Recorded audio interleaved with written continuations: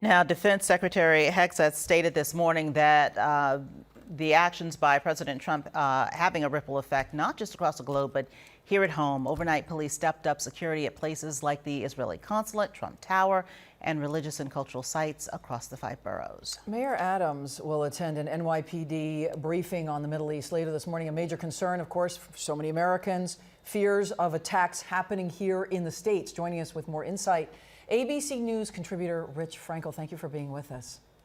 Thank you. Talking about national security here at home, the implications after these attacks. How concerned should we be about possible lone wolf attackers retaliating here in the United States?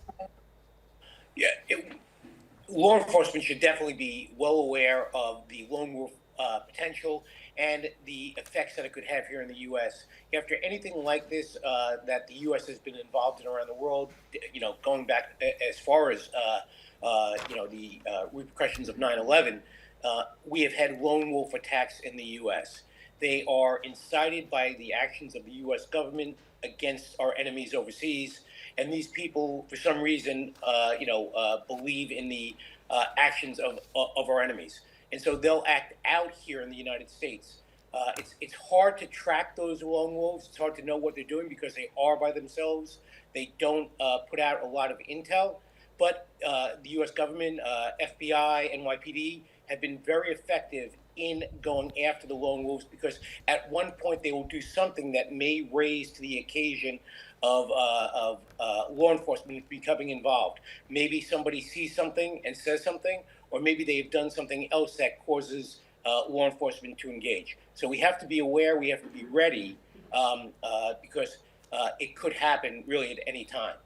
Richard, what about our troops overseas? There are about 40,000 stationed at bases in the Middle East. Anything being done to protect them?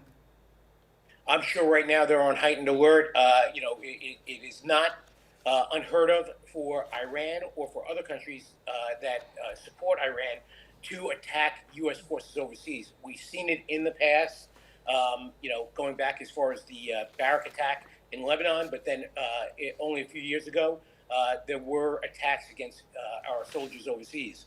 So they are on heightened alert, and they will be ready for any attacks that come against them. I want to go back, Richard, if you would, going back to those images of Fordo days before the strike, the satellite images, the trucks, 16 of them lined up outside of the nuclear facility, reminiscent of the images that we saw during the Cuban Missile Crisis decades ago, the brinksmanship there. Any thoughts from you on that? Yeah, we're not sure yet if they were bringing stuff in or taking stuff out. But the thought is that they were preparing for some type of attack, and that may have actually been one of the causes that brought the U.S. forces forward. President Trump may have made the decision for the attack based upon those trucks being there. We're not sure what they were doing there, but there was heightened activity at those sites.